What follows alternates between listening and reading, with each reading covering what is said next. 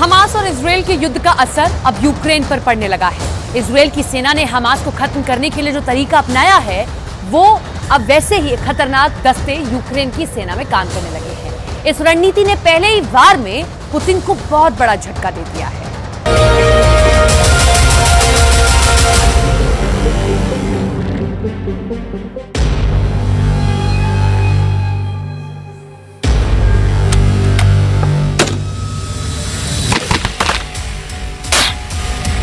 Target set किया, दुश्मन बहुत दूर है और फिर होता है फायर।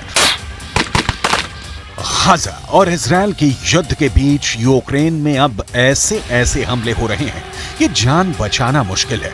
लाखों सैनिक मारे जा चुके हैं और अब यूक्रेन के एक हिटमैन ने रूस की पोस्ट पर ऐसा हमला किया है कि खतरा पुतिन को भी साफ साफ नजर आ रहा है। यूक्रेन का दावा है कि उसके एक स्नाइपर यानी लंबी दूरी से टारगेट करने वाले शूटर ने करीब 4 किलोमीटर दूर से रूस के एक सैनिक को मार डाला।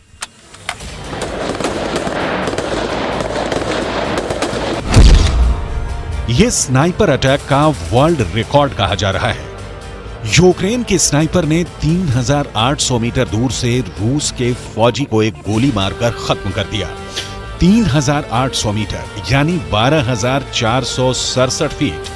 यूक्रेन के स्नाइपर का यह हिट सबसे लंबी दूरी का क्लीन शॉट कहा जा रहा है। करीब 12,500 फीट दूर खड़े दुश्मन को मार गिराना अब तक ऐसा किसी राइफल से नहीं किया गया है। यूक्रेन के स्नाइपर ने हॉरिजॉन लॉर्ड नाम की राइफल का इस्तेमाल किया। अब तक इस राइफल से 8,000 फीट का टारगेट मारने का रिकॉर्ड रहा है, लेकिन अब यूक्रेन के स्नाइपर ने इस राइफल से 12,500 फीट का रिकॉर्ड बना दिया है।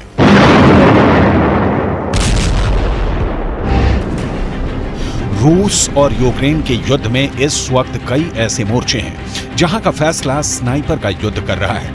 इस सैनिक का नाम क्या है ये नहीं बताया गया, पहचान गुप्त रखी गई।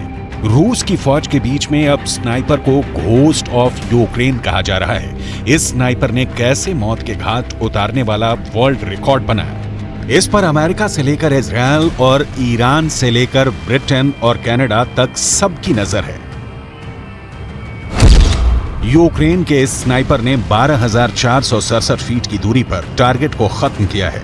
इससे पहले यह रिकॉर्ड कनाडा के स्नाइपर के पास था, जिसने 2017 में इराक में 11,319 फीट पर टारगेट को हिट किया था।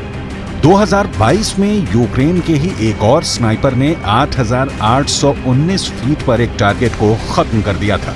इससे पहले यह रिकॉर्ड अफगानिस्तान में ब्रिटेन के स्नाइपर ने बनाया था। उस स्नाइपर ने 8,120 फीट पर तालिबान के एक आतंकी को मार गिराया था। 2002 में सबसे पहले अफगानिस्तान में ही कनाडा के स्नाइपर ने 7,972 फीट की दूरी पर तालिबान पर अटैक करके बड़ा नाम किया था। लेकिन अब यह रिकॉर्ड यूक्रेन के सैनिक के पास है और उसकी तारीफ यूक्रेन के राष्ट्रपति वोलोदिमीर ज़ेलेंस्की तक कर रहे हैं, क्योंकि रूस पर ऐसे हमले से यूक्रेन की सेना का जोश हाई करना है और ज़ेलेंस्की को ऐसे मौके कम ही मिलते हैं। Росія вже втрачає під Авдіївкою і солдатів, і техніку швидше та масштабніше, ніж, зокрема, під Бахмутом. Витримувати цей їхній натиск надзвичайно складно. І кожен наш воїн, який тримає позиції, кожен наш воїн, який виконує бойові завдання, саме там заслуговує на надзвичайну нашу вдячність. जब स्नाइपर फायर आता है यानी स्नाइपर गोली चलती है, तो वो गोली कहां से आएगी, गोली किससे टारगेट करेगी, इसके बारे में स्नाइपर के अलावा कोई नहीं जानता। एक स्नाइपर अक्सर 2 सैनिकों की टीम में काम करता है, एक टारगेट को तलाश करके उसे ट्रैक करता है। हालांकि स्नाइपर अकेले भी ऑपरेट करते हैं। ये स्नाइपर 3 और तरह की राइफल इस्तेमाल कर रहा है। एक है अमेरिका की बनी बैरट M107 जो 4 किलोमीटर की रेंज तक हिट कर सकती है, जबकि दूसरी राइफल है यूक्रेन की ही बनी UAR-10। इसकी रेंज 1.5 किलोमीटर तक है। तीसरी राइफल है स्नाइपेक्स एलिगेटर, इसकी रेंज है 2 किलोमीटर। इस लिहाज से देखा जाए तो यूक्रेन के स्नाइपर ने बड़ा कमाल करके दिखाया है। क्योंकि उसने 4 किलोमीटर की रेंज में रूस के सैनिक को मार गिराया। युद्ध में इस फासले तक गोली को सही निशाने पर पहुंचाना बहुत मुश्किल माना जाता है और यह घोस्ट ऑफ यूक्रेन ने करके दिखा दिया है। ऐसा नहीं कि लंबी रेंज की राइफल से लैस स्नाइपर का युद्ध आसान होता है। कई मायनों में ये आम सैनिकों से भी खतरनाक लड़ाई लड़ने का तरीका होता है और यूक्रेन के स्नाइपर ने ये करके दिखा दिया है। Большое чудо, что еще до сих пор живы. Там, где мы были, откуда мы выходили, на самом деле долго не живут. То есть там все это на удачу. Ты можешь в любой момент где угодно оказаться. Даже вот мы сейчас здесь проживаем в поселках, вражеская авиация постоянно скидывает на нас тяжелые ракеты. То есть там у нас дом и есть подвал, где теоретически можно от обстрела спрятаться, но воронки, которые от ракеты остаются, они глубже этого подвала. स्नाइपर राइफल से दुश्मन को मार गिराना ये एक तरह की आर्ट कही जाती है, यानी कला। कई बार तो ऐसा होता है कि एक टारगेट को हिट करने के लिए एक ही पोजीशन पर 16 घंटे जमे रहना पड़ता है। इस दौरान सबसे बड़ी चुनौती ये भी होती है कि रूस की सेना को पता न चल जाए कि यूक्रेन का स्नाइपर घात लगाकर बैठा हुआ है। युद्ध में ऐसे ही हीरो तैयार किए जाते हैं जो बाकी पस्त पड़ी फोर्स का हौसला बढ़ा सके। ये स्नाइपर भी यूक्रेन की इसी कोशिश का हिस्सा नजर आता है। Сами обороняли город Харьков, сам из Харькова находился. Попал в подразделение. Поначалу первые 6 месяцев был водителем-стрелком. Но впоследствии, после того, как начали выезжать на полигоны, заниматься стрельбой, при гражданской жизни никогда раньше не стрелял. То открылся дар, скажем так, высокоточной стрельбе. То есть хорошо достаточно давалась стрельба, развитый глазомер. С оружием было тяжело в начале войны со снайперскими винтовками. Впоследствии приобрел свое собственное личное оружие. Были инструктора, которые помогали учиться стрелять. И в основном занимал...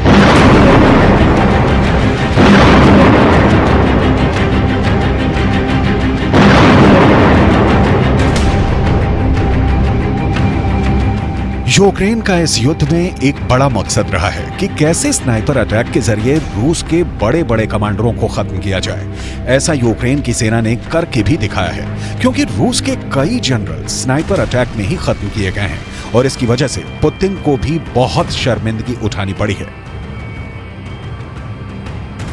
जमीन पर यूक्रेन की सेना बहुत ही छुपे हुए हमले कर रही है। इसकी बहुत बड़ी मिसाल बखमूत का एक स्नाइपर बन चुका है। यूक्रेन के स्नाइपर का खौफ बहुत ज्यादा है। रूस की आर्मी बखमूत में उन बचे खुचे इलाकों में जाने से डर रही है जहां ये स्नाइपर एक्टिव है। ये छुप कर हमला करता है, गिली सूट पहनकर हमला करता है। गिली सूट यानी ऐसा सूट जो आसपास के माहौल में स्नाइपर को छुपाने में मदद करे। यूक्रेन का ये स्नाइपर 113 रशियन सैनिकों की जान ले चुका है। 113 बहुत बड़ा आंकड़ा है। समझिए, रूस की सेना की एक पूरी कंपनी इस अकेले स्नाइपर ने खत्म कर दी है। А вообще, на самом деле, может занять от месяца и до 3. Если ускоренные курсы и в интенсивном режиме, это месяц. И это мы научим марксмена. Чтобы обучить снайпера, уйдет 2-3 месяца. हालात ये हैं कि इस स्नाइपर को बखमूत का भूत कहा जा रहा है, जो कहां से गोली चलाता है, किसको निशाना बनाता है, किसी को नहीं मालूम। लेकिन इस अकेले स्नाइपर ने पूरे बखमूत में मौजूद रूस की फौज को दहशत में डाल दिया है।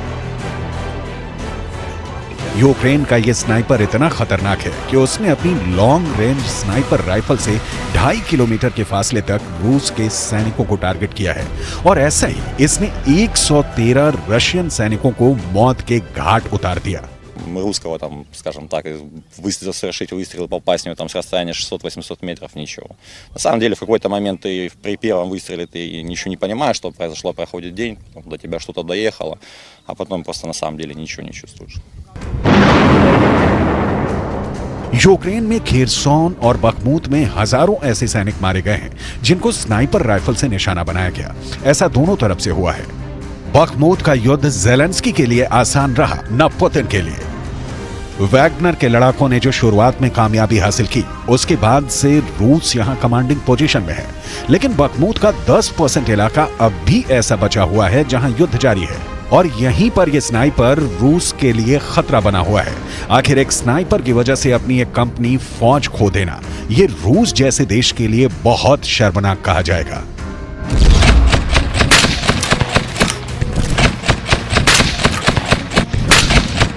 यूक्रेन की फौज की जिस यूनिट में ये स्नाइपर है, उसका दावा है कि पिछले 9 महीने के युद्ध के दौरान उसने और उसकी यूनिट ने मिलकर रूस के 558 सैनिकों को मार डाला है। 558 सैनिक, यानी करीब 1 बटालियन को सिर्फ इसी स्नाइपर और उसकी टीम ने मौत के घाट उतार दिया है। Останній час ми більш працюємо по ночам, тому що вдень мало хто вилазить з окопів, а по ночам супротивник приносить їжу якусь, воду для себе, змінюється. Тож ми беремо тепловізор, виловлюємо їх і стріляємо в них по ночам. Так, дистанції зазвичай великі, але ми справляємось. Це більше кілометра зазвичай. Кілометр 200, кілометр, мабуть, до 1,5 кілометрів. रूस पर सबसे खतरनाक हमले करने वाले स्नाइपर का नाम नहीं बताया जा रहा, क्योंकि इसकी पहचान गुप्त रखकर ही रूस की सेना में दहशत फैलाई जा रही है। इसीलिए इसे बखमूत का भूत भी कहा जा रहा है।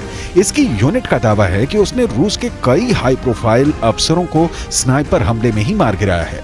जब भी कोई कर्नल या उससे ऊपर जनरल रैंक तक का अफसर इलाके में होता है, तो ये स्नाइपर टीम एक्टिव हो जाती है और उसके करीब पहुंचकर उसे मारने की पूरी कोशिश की जाती है। फिलहाल यूक्रेन और रूस का युद्ध ऐसे दौर में एंटर कर चुका है जहां कुछ मोर्चों पर फैसला 100 या 200 मीटर पर आमने सामने खड़ी फौज कर रही है। सब जानते हैं जीतेगा वही जो जिंदा रहेगा, और जिंदा रहने के लिए दुश्मन को खत्म करना ही होगा। इसके सिवा उनके पास कोई और रास्ता नहीं, क्योंकि ये युद्ध खत्म होता हुआ नजर नहीं आ रहा है।